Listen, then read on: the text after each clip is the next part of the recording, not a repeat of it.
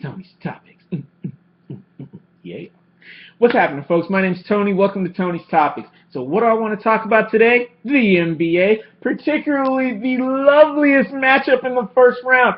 Spurs versus the Clippers. Oh my goodness. You talk about balling out of control. Woo! And it's been such a roller coaster, right? Like the first game, the Clippers come out and strike first blood against the returning champs. Wow. Okay, then the second game, the Spurs come back and beat the Clippers on their home turf. Spurs aren't out of it. Then the third game comes up, and the Spurs. Oh wait, no, I'm sorry. Wait. Is that right? Yeah, that's right. Okay. Then the third game comes up, and the Clippers completely just break down in front of the Spurs when they go to the Spurs home, right? So I'm like, oh my goodness, right?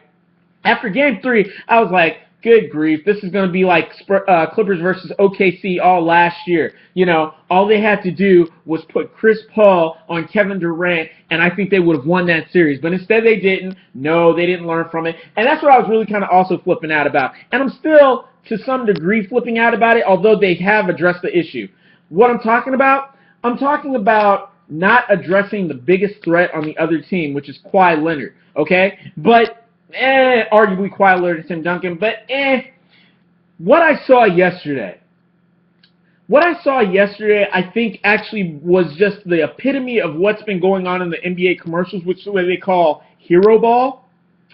Basically, you saw a leader step up for the Clippers, and I'm talking about Chris Paul. I mean, if there was any doubt that Chris Paul was not the bona fide leader of the Clippers, it was shown yesterday. And the thing about a leader is the fact that he sets the tempo, he sets the personality, the mood of the environment of the team, I guess. Either way it goes. It's almost like he's kind of like the flagship of who that team is and who they represent. I mean, you look at LeBron's teams, right? And LeBron's teams play a lot like LeBron. You know, LeBron gets steals, they're going to go for steals. You know, he goes and he smashes in there and he plays kind of rough, almost to the point of where it's almost like cheating, but not quite. You know, and his team almost kind of emulates that. Like back in the day with Mario Chalmers back on the Miami Heat, you know, the team that didn't make the playoffs. Either way it goes.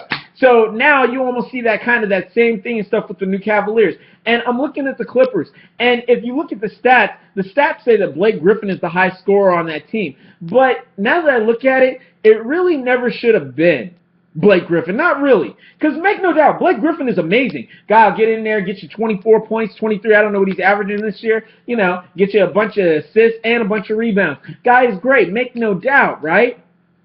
But there are just times when Blake Griffin, you want him to drive the ball in like LeBron does, and instead Blake just tries to hand it back to Chris Paul. Hand it back to Chris Paul. You know, hand it back to somebody else. Yeah, that's how he gets his assists. Sure, I know. But there are just times when you want Blake to just take over the game.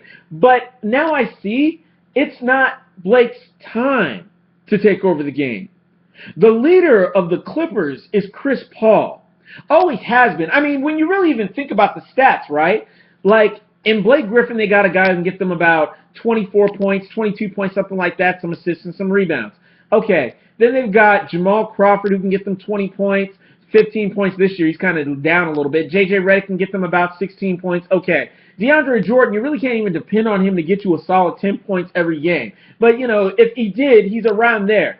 And that's pretty much the scoring options for the Clippers. I mean, Matt Barnes, you really don't expect him to pull away anything. Then there's your bench guys, and yes, it is really great to see Aaron Rivers come to the table and bring what he's bringing to the table because, man, it was, you know, it's nice to see that. I mean, I know Big Baby Davis can score, and now Rivers, you know, Doc Rivers' son, he's in there, he's scoring, and he's becoming consistent with it. So it's lovely, man. Keep that kid in the rotation. Do it. Honestly, he should really be getting half of Matt Barnes' time at small forward because it's not like you guys have got any other guy that's that mid-sized kind of man that's fast enough to play small forward.